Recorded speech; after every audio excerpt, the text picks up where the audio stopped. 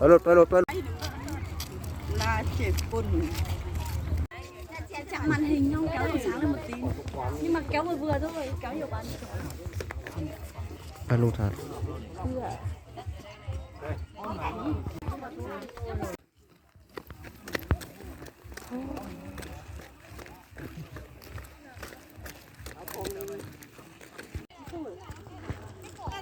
อ้อมเทา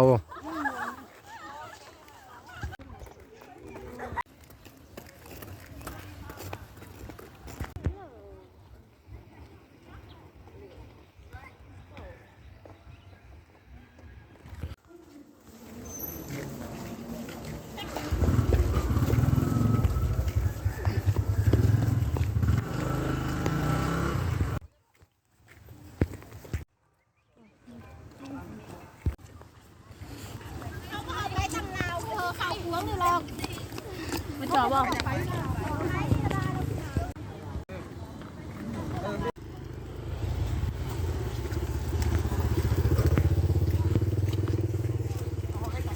กูค้างไปบอกกูมากกูก็ตามตึงก็ตาย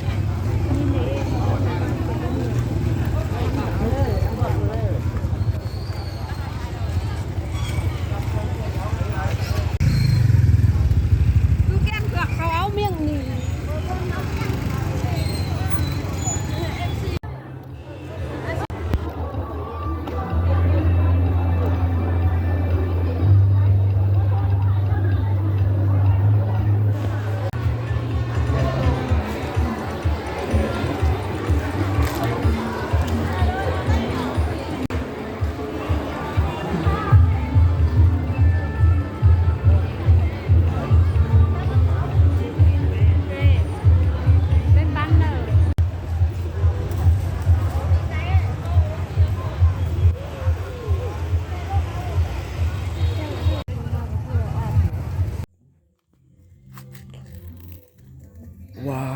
วมันดีเอาแค่ป้อแม่เจอก้นหรือว่าสบายดีทุกคนเด้อจ้ะมื้อนี้เนาะเดี๋ยวเราจะไปตลาดเนาะไปก็บ่ซื้อเลยไปอินเลาะอินบึงเนาะเดี๋ยวเราก็ขึ้นมาทางนี้เนาะโอ้ภาษาเวียดหลายแหลบล้ำเด้อเจ้ามุมนี้เนาะถือว่าคนลาวก็ขายมาเกียงอยู่แคมทางนี่เด้อร้านเวียดน่ะร้านเวียดนามเด้อเจ้าตัดฟ้ามาทางนี้เนาะเดี๋ยวเราจะเข้าตลาดเลยเนาะมื้อนี้ก็ถือว่าหลายคนเลยเนาะเขาเริ่มกินเศษเลยเนาะเจ้าก็ถือว่าคนก็หลายเติบอีดียังบ่แล้วกับอันเขาก็มาทายบอลดินแดนลาวเฮาเนาะนี่ก็ถือว่าคนเหมาะมาทายเนาะนี่เห็นบ่เขาเจ้าทายลาวเจ้าอากาศก็ถือว่าหนาวหน่อยนึงแน่มื้อนี้ก็ตอก็ต้นถือว่าหลายอยู่เนาะเอาเขาเจ้าก็เลือกกันไปเนาะถือว่าราคาก็ธรรมดาเนาะผู้ใดก็มาก็แวะซื้อเฮาจะออกมาโซนนี้ถ้าแคมทางคือเบิ่งก็จะเป็นแบบนี้เด้อเจ้า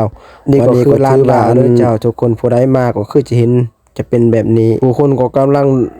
ยางลงตลาดเนาะถือว่าเขาเจ้าให้ยางบ่ให้ขี่รถเลยเจ้าเดี๋ยวเฮาก็จะรีวิวแค่นี้น่ะเป็นผู้ใดเข้ามารับชมก็ฝากกดไลค์กดติดตามให้หินก็คือหินเลยเจ้านี่ก็จะเป็นแคมทางเลยเจ้าผู้คนก็เอาซื้อเครื่องซื้อหยังโอ้หลายคนเติบอีหลีอยู่มื้อนี้เจ้าผู้สาวก็หลายบางคนก็ควงแฟนมาเนาะถือว่ามื้อนี้ก็รถติดก็พอหลายเติบอยู่ฝากกดไลค์กดแชร์หินก็คือหินไปก่อนบ๊ายบาย